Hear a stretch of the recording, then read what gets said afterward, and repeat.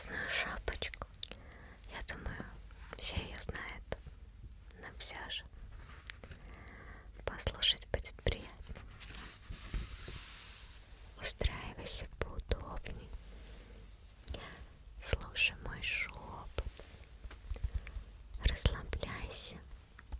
Отдыхай. И засыпай. И не забывай поставить лайк, подписаться и написать комментик. Мне будет приятненько. Ну что, начнем читать.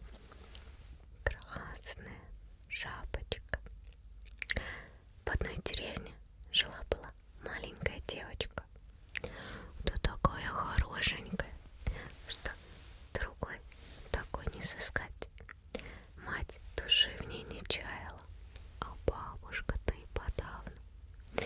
Добрая старушка подарила внучке маленькую красную шапочку, которая до того была ей к лицу, что все с тех пор так и прозвали девочку Красной Шапочкой. Однажды мать напекла пирожков, да говорит Красной Шапочке: сходи-ка, проведай бабушку, она приболела, а ты снеси-ка ей пирожок и вот этот вот горошочек с маслицем. Красная Шапочка тотчас отправилась в путь, чтобы навестить бабушку, которая жила в другой деревне. Дорога-то шла лесом, там-то в глухой чаще увидел Красную Шапочку волк. И очень захотелось тому волку съесть девочку. Они подалеку-то там работали дровосеки. И волк не посмел. Он притворился любезным и только спросил, куда же Шапочка идет. А бедная Шапочка-то и не знала, как опасно пускаться в разговоры с волком. Вежливая девочка ответила: я иду проведать бабушку и несу ей пирожок да горшочек с маслицем, что мама послала. А далеко ли живет твоя бабушка? Допытался хитрый волк. О да, откликнулась Красная Шапочка, это за мельницей, вон там, первый дом в деревне. Вот как. Пойду-ка я навестить ее. А ты ступай вот по той дороге, а я-то пойду вот по этой. Посмотрим, кто придет раньше. Тут волк-то как пустился бежать со всех ног по кратчайшей дороге. А девочка пошла шажком по длинной. К тому же она поминутно останавливалась, чтобы нарвать орешку, поймать бабочку или связать букетик из попадавшихся цветочков. Красная Шапочка еще и полдороги не прошла, а волк уже добежал до дому бабушки и постучался. Тук-тук. Кто там? Это я, Красная Шапочка, сказал волк, подражая голосу девочки. Я принесла пирожок и горшочек с маслом, что мама послала вам.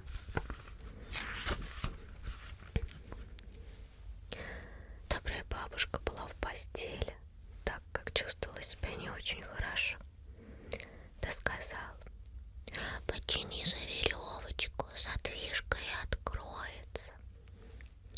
Волк потянул за веревочку, дверка отворилась. Он как набросится на старушку и разом проглотил ее, так как целых 3 дня ничего не ел. После этого он запер дверь, улегся в бабушкину кровать, да стал поджидать Красную Шапочку. И вот через некоторое время постучалась в дверь. Тук-тук. Кто там? Красная Шапочка, услыхав грубый голос волка, испугалась было, но потом подумала, верно, бабушка охрипла от простуды, и ответила: это я, Красная Шапочка, принесла пирожок да горшочек с маслом, что мама послала вам. А волк, изо всех сил стараясь смягчить голос, заговорил: потяни за веревочку, задвижкой отойдет.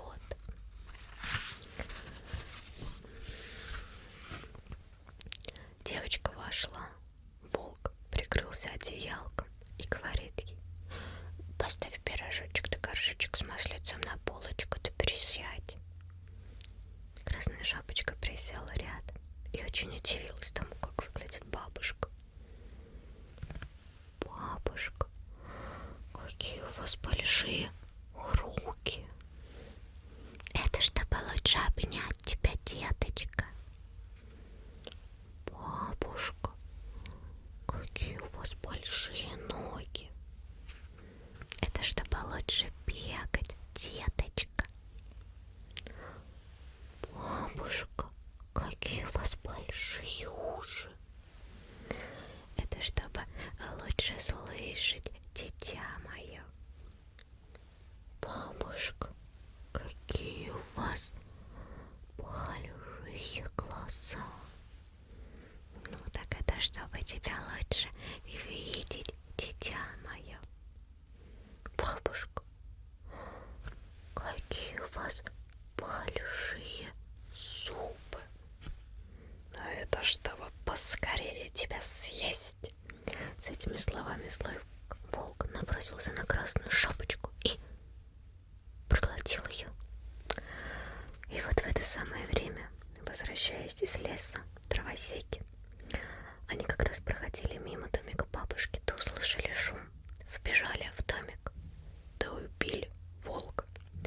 А из его брюха вышли бабушка и красная шапочка, целые да невредимые. Вот и сказки конец, а кто слушал, молодец. Так что будьте осторожны да аккуратны. Мало ли где, по какой тропинке, какой серый волчок поджидает вас. А он может взять и куснуть вас за бочок. Так что глазки закройте.